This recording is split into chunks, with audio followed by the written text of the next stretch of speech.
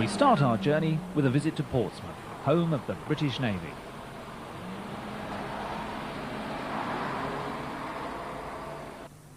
Its original transport needs were met by the City of Portsmouth Passenger Transport Department.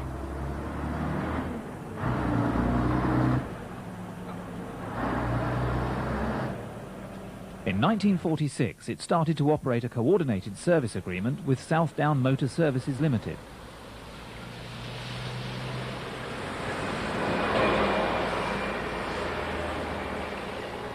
Although this actual agreement expired in 1967, cooperation between the two companies still continued up until deregulation in 1986. This is when things started to change. Portsmouth City Transport Limited, as the council-owned company was known, operated only on weekdays and passed all of its Sunday workings over to Southdown. At the same time, it started to compete with Southdown into new areas off of Portsea Island itself, such as Wecock Farm, Waterlooville and Crookhorn.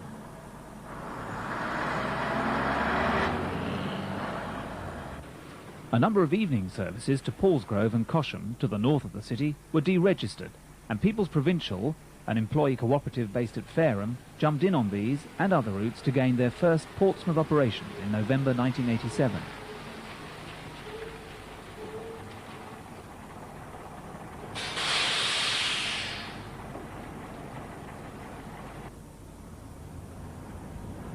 Other smaller operators have since started to appear. One such company is Cosham Coaches, seen here at the Hard in the centre of the city.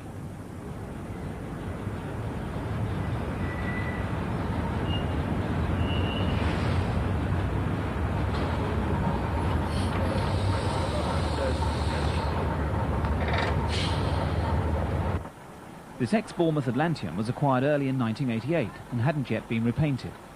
It was operating on the 102 route from the Hard to Commercial Road. The ex-Portsmouth AEC Swifts 179, 181 and 183 that the company were using on local services have recently been withdrawn, but they do still use Leyland Panther 166, again ex-PCT.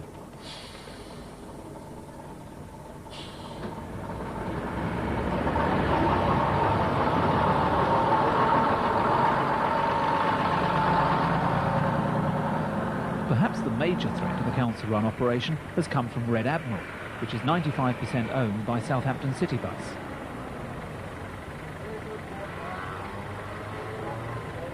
Their first route in the city runs from Paulsgrove to the Hard and is numbered A1. It has a 10-minute frequency during peak hours and follows PCT's route, which is numbered 1 or 2 depending on the direction.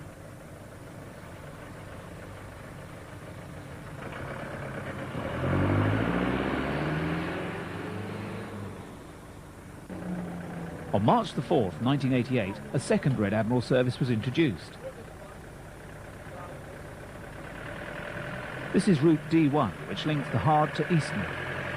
Again, this is a 10-minute frequency at peak times, and as with the A1 route, operates on a hail and ride basis. Plans for 2 new services linking Waterlooville with Southsea and Portsmouth are at present being put into operation.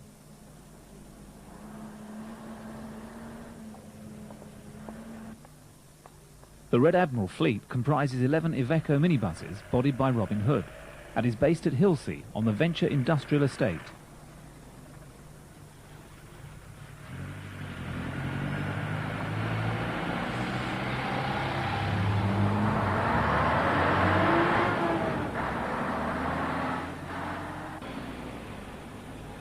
A total of 30 minibuses will soon be operating, with a further 20 to call upon from the former Badger Line Salisbury operation.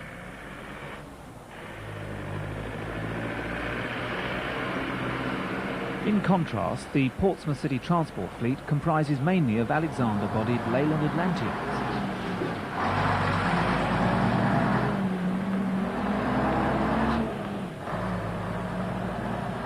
About 90 of these dual doorway buses were delivered between 1973 and 1980.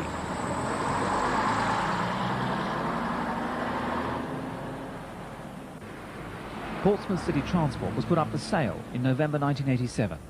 The first council bus company to be offered on the open market.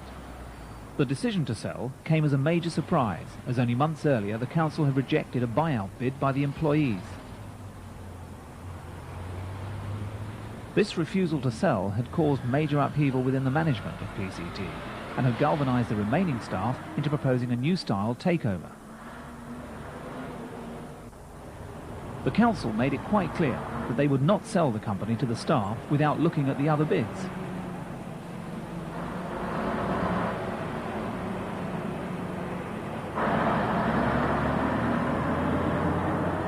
Tenders were invited in January, but conditions within the sale document were not received at all favourably by potential buyers.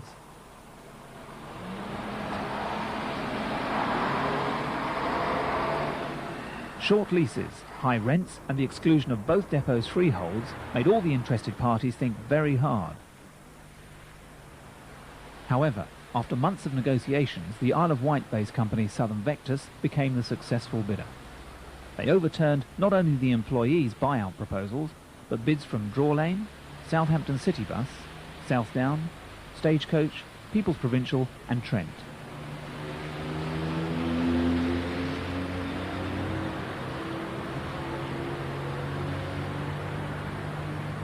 The success of Vectors was, however, short-lived, as in the middle of April it withdrew its offer due to various sale conditions not being met.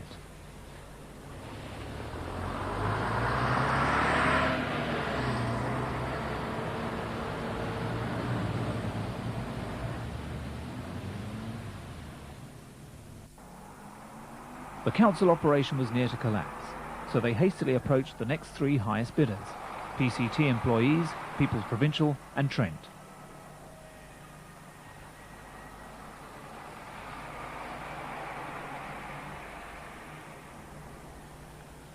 People's Provincial from Fareham set up their own Portsmouth subsidiary called People's Portsmouth Buses and registered 3 new services in the city.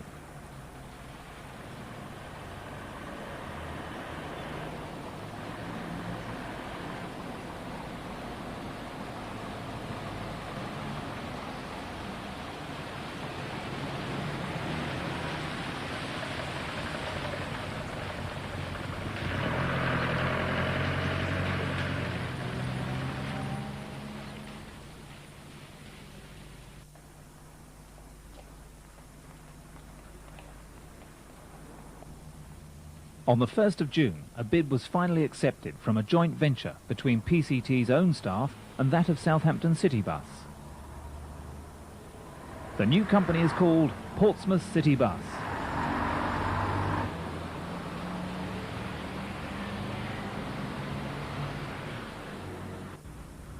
We now move along the coast to Southampton.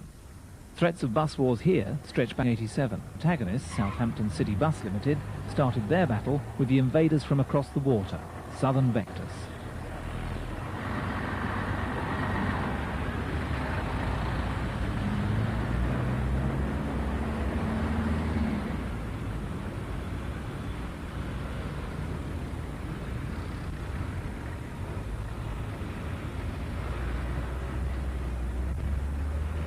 Shortly after the Isle of Wight company was privatised, Solent Blue Line was formed to operate services in Southampton. A major battle began. The Blue Line fleet, with its striking yellow and blue livery, has recently increased in size, from 20 vehicles to 96.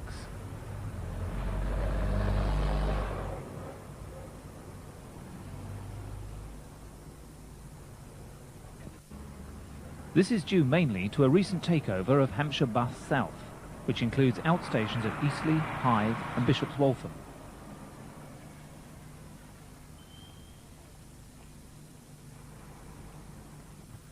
This Leyland National is an ex-Southern Vectors vehicle, recently sold to another relative newcomer to the city, Marchwood Motorways.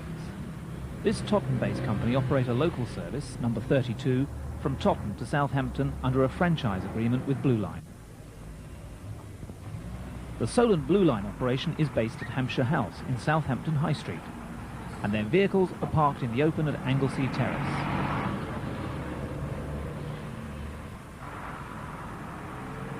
City Bus, on the other hand, are based here in Portswood Road and have a fleet strength in excess of 160. They've operated 90% of the network services in Southampton, with the only other operator, prior to the Blue Line attack, being Hanson Dorset, which was then Hampshire Bus.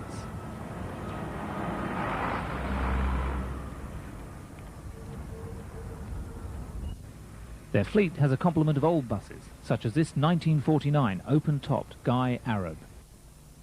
Some of their more recent acquisitions include 5 new vehicles for the Red Ensign coach service.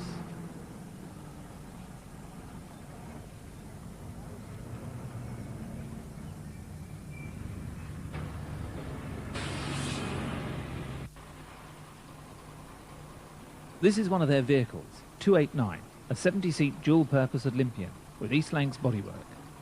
It has a Gardner engine which delivers 180 brake horsepower and is fitted with a tachograph and public address system. It entered service on August 1st, 1987.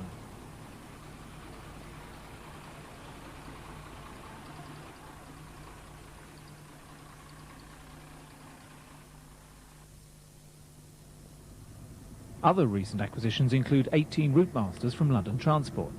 They are used primarily on routes 17A and 17B, Lord's Hill to Weston via the city centre.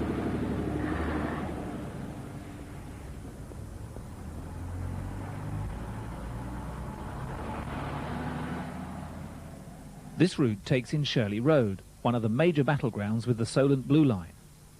Routes 17A and 17B compete directly with the Blue Line routes 16 and 18.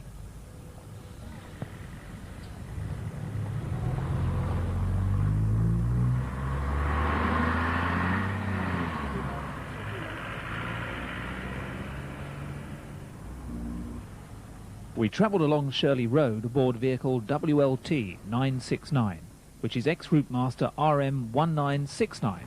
Still painted in London Transport livery after recent television appearances in the city.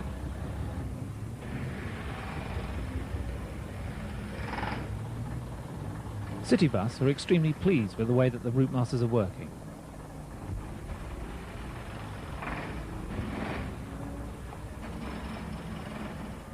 It's somewhat ironic that both crews and passengers seem to prefer these old buses to the more recent Atlanteans.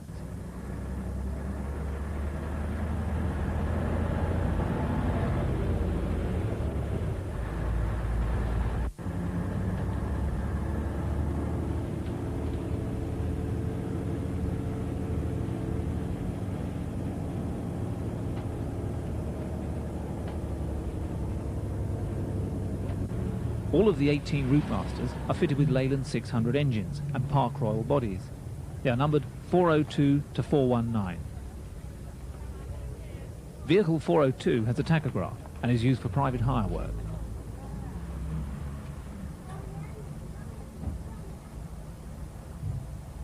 .404, seen here in the city centre, is ex-London RM 2037. It entered service for Citybus in May 1987.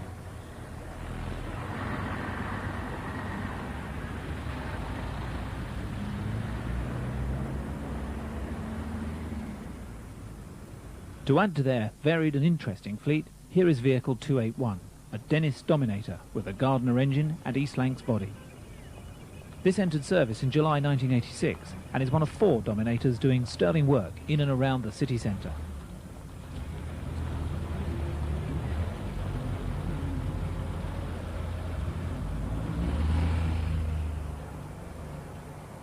This is vehicle 242, a Leyland Atlantean, which entered service in April 1979. It is at present carrying a black livery advertising Hitachi.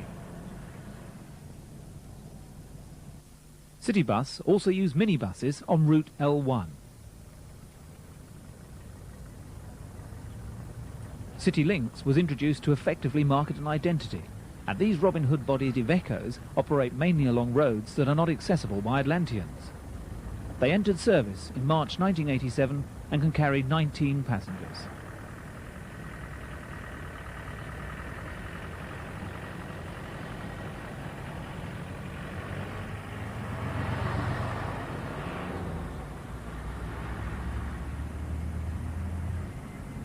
Well, that was Southampton.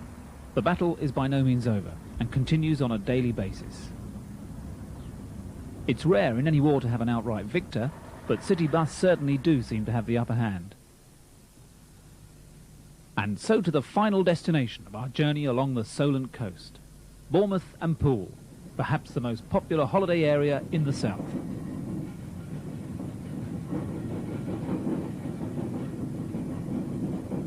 This Bristol, belonging to Wilts and Dorset, is on the 150 service from Bournemouth to Swanage, which takes in the interesting ride on the Chain Ferry.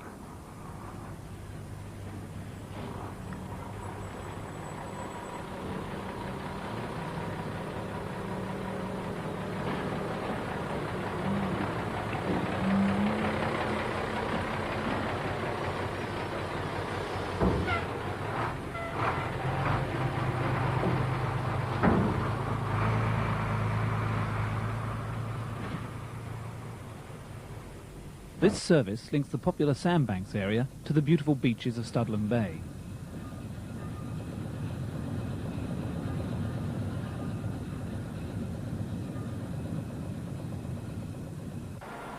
Up until recently, the area had a highly competitive level of service, with the main contenders being Wilts and Dorset, Badger Vectors, who are a cooperative venture between Badgerline Holdings Limited and Southern Vectors, and Shamrock and Rambler, with their Charlie's Cars minibus service.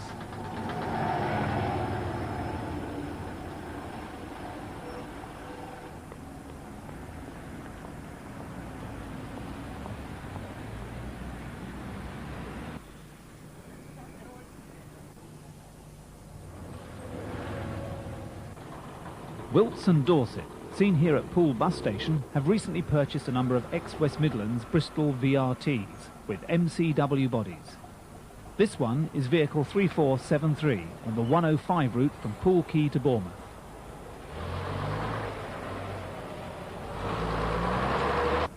It's interesting to note that Wilts and Dorset were, up until recently, one of only a few operators still left using NBC Poppy Red.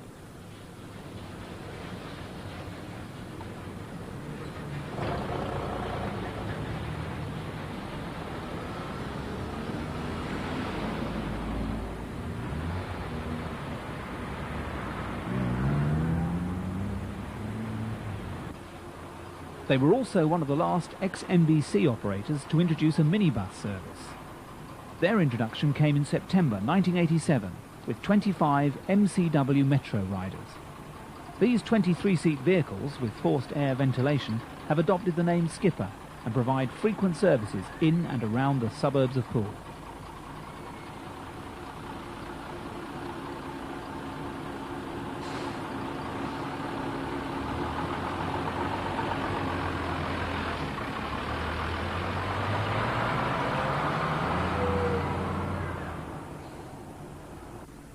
Another ex-NBC operator involved in the battle is Shamrock and Rambler, with their Charlie's Cars minibus operation.